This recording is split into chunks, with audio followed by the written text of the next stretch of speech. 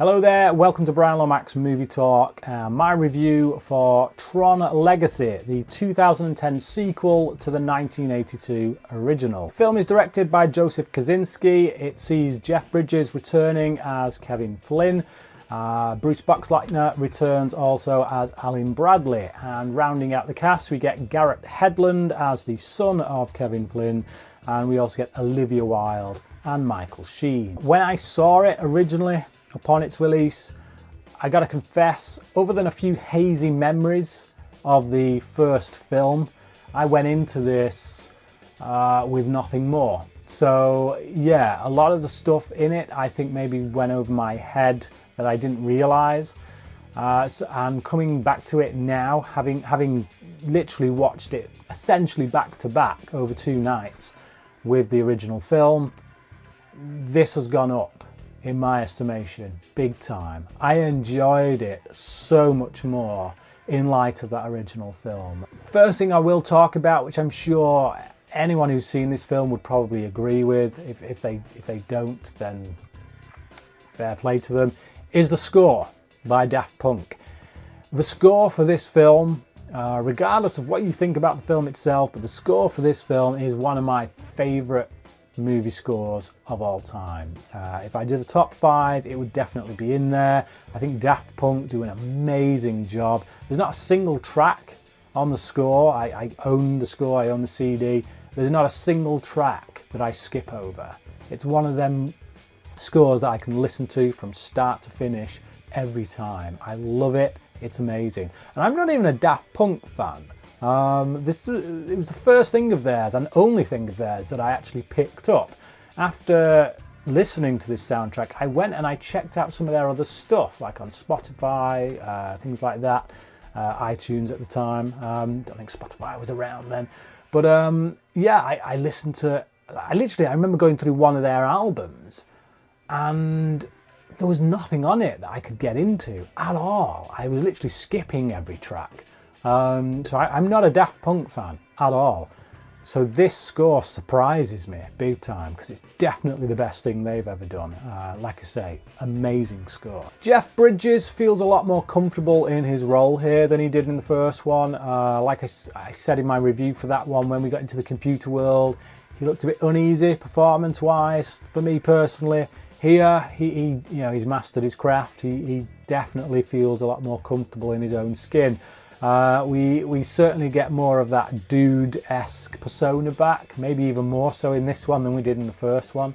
One moment when he tells his son that you're messing with my zen, man. I like that he gets to play with the dual roles here a lot more. So in the first film, we got this character called Clue, who was like a program that Flynn had created, and when we see it in the program, when we see it in the computer world, it looks like him. Here, he's become the villain, which I really like. It's quite operatic in that sense that, you know, this creation, his creation, has essentially become the villain, and it feeds on a lot of the themes from the first film. So in the first film, I had something of a problem with the way they dealt with the themes, the way they were presented, because it kind of presented the idea that God is just someone who creates and lets the chips fall where they may and doesn't really have a master plan.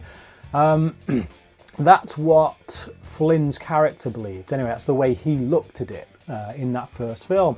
Whereas here, by the time we get to the end of this film, there's definitely, he's learnt a lesson, I think. He's learnt that actually to play God is a very dangerous game, because we can't see things in that way. He underestimates, I guess, his creation, Clue. He kind of gives him this mission of creating perfection, making sure that the computer world in which he exists becomes perfect. But one person's idea of perfection is different to another's, and it results in him essentially becoming the villain. And there's a really great moment between the two at the end of the film in which they discuss that, which for me was quite a weighty moment. It was a really great moment, and it does feel like the themes of the first film have kind of come full circle here. Even though the effects work on Clue is not up to scratch really. Like, I think this was the first time that a character, that a human being had been done in such a way for such a great length of time in a movie, where, you know, they do that thing where they de-age someone. I mean, they've done it quite a bit in Star Wars. Apparently we're hearing things now that apparently we're not going to be able to tell with Princess Leia. I'll believe it when I see it, but certainly here, yeah, like, it didn't look quite this bad when I originally saw the film. Thankfully, because they do such a good job with the character, you know, where they take him in the film, it doesn't matter to me so much that the effects work is as bad as it is. But yeah, you look at this young Jeff Bridges and you can tell it's just, yeah, it's CGI, particularly the whiskers. The whiskers really show. The first time around when I watched this, I wasn't as invested in Garrett Hedlund as the son. He did just come across as, you know, someone with an axe to grind. Here, this time around, I gotta say, I was more on board with him as a character. I enjoyed who he is. You know, this daredevil kind of guy who is willing to plunge into a situation and do what's necessary, even though he didn't necessarily always think about it in the best way.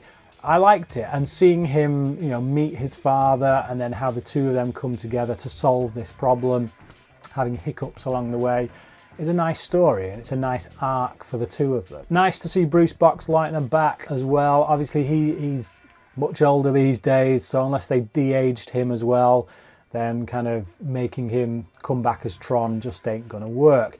Now, there is something of a twist in the film, which I won't ruin for anyone who hasn't seen it, but certainly around his character, they take him places that, yeah, is interesting. Again, feeds into what they've done really with this film, which is to take things that were done in the first film and twist them a little bit, turn them a little bit, go somewhere else with them.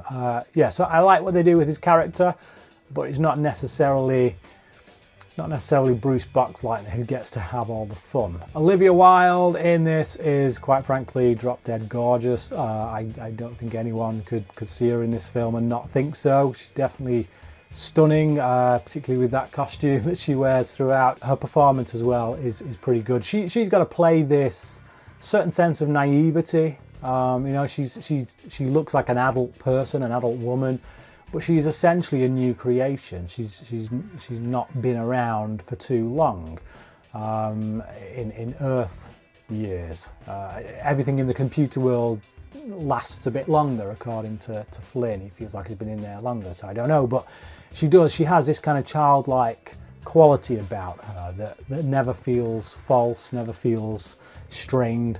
It just feels natural for this character. If there's anyone in the acting side of things that I'd say maybe overdoes it a bit, it's probably Michael Sheen.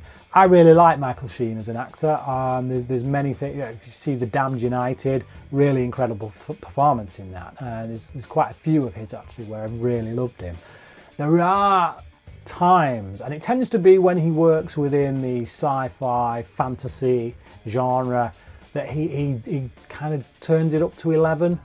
You know, I think about him in Twilight, which, yeah, nobody comes out unscathed from that franchise, but yeah, there as well I felt he overdid it a bit. But here it is a role that kind of requires that, or allows for that, I think, definitely. You know, it's not uncalled for. It's just that everyone else has been on a fairly even keel, and then boom, this character played by Michael Sheen just comes onto the scene, and you're like, whoa, he's a bit much. I still enjoy the character. It's just a bit of a tonal shift to everyone else that we've seen, because he's so larger than life, so kind of opulent and whatnot. The effects work on the whole in this film is absolutely incredible. If there's one thing that you can't fault Joseph Kosinski on, it is his visual sensibilities. With this, Oblivion, and even Only the Brave, a film that I think is highly underrated, very good film from last year, is exceptional. I think some people would say that he's a bit thin on the ground with regards to story and character. I disagree, to be honest. Again, Only the Brave, check that out for an example. But I'm one of the few who really loved Oblivion. I liked that film a lot. And again, Tron Legacy, second time around, I got much more out of it than I did on first watch. And I think a lot of that could be down to the visuals. I think the visuals are so arresting that maybe you become so fixated on them that you don't pay enough attention to what's going on with character and story. I don't know, maybe that's just me, but personally I thought, yeah, there's a lot of stuff in here with the characters, some really solid character arcs. Like even Olivia Wilde's character, she gets a pretty decent arc, I think. So it is a very good film. It's mostly about this idea that actually perfection is found in imperfection.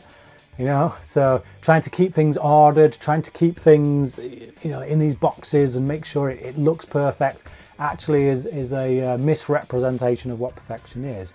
And that it's, you know, if you look at human beings, they're messy, they get things wrong, they do things that they shouldn't.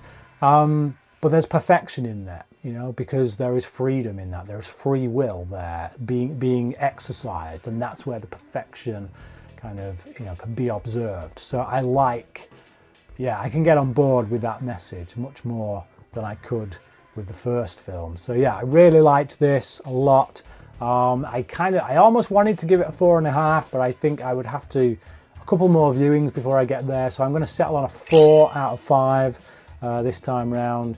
But yeah, like me, if this is a film you've only seen once and you were kind of like, yeah, it's good, but whatever, do check it out again, because for me this was like a 3-star film when I first saw it, and seeing it again after all this time, and maybe watch the first one as well just before it, I think would probably help matters. It's really improved the film after all these years. If you have seen Tron Legacy, I want to know what you thought about it, so please do leave your comments below. Thanks for watching, and until next time, cracking.